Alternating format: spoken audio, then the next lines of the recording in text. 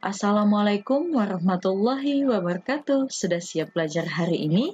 Hari ini kita akan belajar tentang cerita pendek. Nah, pasti kalian sudah sangat sering mendengar istilah cerita pendek yang lebih sering kita kenal dengan sebutan cerpen. Ya, benar sekali. Nah, dalam pembelajaran kali ini kita akan membahas unsur pembangun cerita pendek. Tapi sebelum kita membahas apa saja unsur pembangun cerita pendek, kita harus tahu dulu apa itu pengertian cerita pendek. Ada yang masih ingat apa sih itu teks cerpen? Teks cerpen merupakan sebuah karya sastra pendek yang mengisahkan tentang suatu permasalahan yang dialami oleh satu tokoh saja. Kenapa satu tokoh saja? Padahal kita sering membaca di dalam suatu cerpen terdapat banyak sekali tokoh-tokoh lainnya. Nah, jadi kalau di dalam suatu cerpen, tokoh utamanya itu hanya satu saja dan permasalahan yang dibahas itu hanya permasalahan tokoh tersebut. Sementara tokoh-tokoh yang lain hanya jadi tokoh pendukung untuk menjadi pelengkap. Bagaimana? Sudah jelas kan apa itu teks cerpen? Kalau sudah jelas, kita lanjut ke unsur-unsur pembangun cerita pendek. Berapa sih unsur pembangun cerpen? Yang pertama, itu tema. Yang kedua, amanat. Yang ketiga, penokohan. Yang keempat, alur. Dan yang kelima, latar. Keenam, gaya bahasa. Nah, jadi ada 6 unsur pembangun cerita pendek yang akan kita bahas, yaitu tema, amanat, penokohan, alur, latar, dan gaya bahasa. Kita bahas satu persatu ya, dimulai dari tema. Tema merupakan gagasan atau ide cerita. Ingat ya, tema itu beda dengan judul.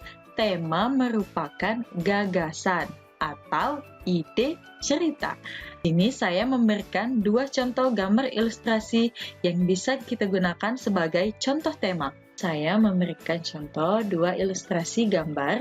Yang pertama ini gambar sekelompok siswa yang sedang berkumpul. Nah, bisa diidentifikasi kalau dari ilustrasi ini sepertinya tema gambar 1 ini tentang persahabatan. Nah, untuk gambar 2 ini bisa kalian lihat ada gambar seorang laki-laki dan perempuan. Nah, bisa kita identifikasi ya tema yang cocok untuk gambar 2 ini sepertinya tema romantis ya. Selanjutnya, yang kedua, amanat. Amanat merupakan pesan yang hendak disampaikan penulis cerpen kepada pembacanya. Jadi, di setiap cerpen yang kita baca itu pasti terdapat amanat. Amanat yang seperti apa? Disesuaikan dengan temanya.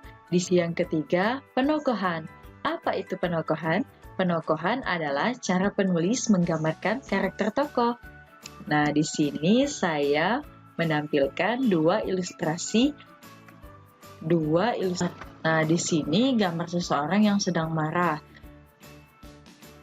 Saya beri contoh misalnya dalam suatu cerpen tokoh yang bernama Nia. Nah, tokoh yang bernama Nia ini berwatak antagonis. Sehingga di dalam penggambaran karakter tersebut dia mudah marah, dia mudah emosi, atau bisa jadi dia memiliki sifat-sifat buruk lainnya. Nah, gambar kedua ini terlihat dia sedang bersedia.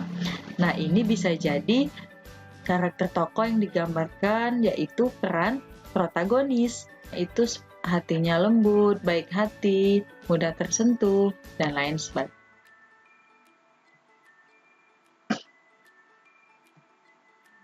Selanjutnya, alur. Alur merupakan jalan cerita suatu teks cerpen. Alur terbagi menjadi 3. Alur maju, alur mundur, dan alur maju mundur. Selanjutnya, alur. Alur merupakan jalan cerita suatu teks cerpen. Alur dibagi menjadi 3. Yang pertama, alur maju. Alur maju, penulis menceritakan kisah masa depan tokoh utama. Dan yang kedua, alur mundur. Alur mundur itu penulis menceritakan kisah masa lalu tokoh utama. Dan yang terakhir itu alur maju mundur, penulis terkadang menceritakan tentang masa depan tokoh utama dan terkadang menceritakan kisah masa lalu tokoh utama. Selanjutnya, latar. Latar merupakan tempat, waktu, dan suasana yang ada di dalam sebuah teks cerpen. Nah, latar dibagi menjadi 3 ya, latar tempat, latar waktu, dan latar suasana. Di sini saya memberikan contoh ilustrasi yang menyerupai cerpen. Orang sedang bersepeda di sekitar perumahan. Di sini ada gambar rumah, ada gambar langit yang cerah dan disinari oleh sinar matahari pagi.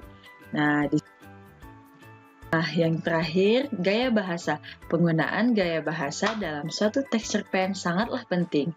Jadi, penggunaan gaya bahasa itu disesuaikan dengan karakter tokoh ya. Di sini saya memberikan contoh ilustrasi seorang pemuda yang membungkuk ketika hendak lewat di depan seorang nenek. Nah, jadi disesuaikan dengan karakter tokoh ya. Kalau kita lihat dari ilustrasi ini, berarti karakter tokoh pemuda ini merupakan pemuda yang sopan santun. Dia membungkukkan badan ketika lewat di depan orang yang lebih tua darinya, yaitu neneknya. Nah, sekian presentasi tentang unsur pembangun cerita pendek. Semoga bermanfaat ya. Tetap semangat dan jaga kesehatan. Terima kasih. Wassalamualaikum warahmatullahi wabarakatuh.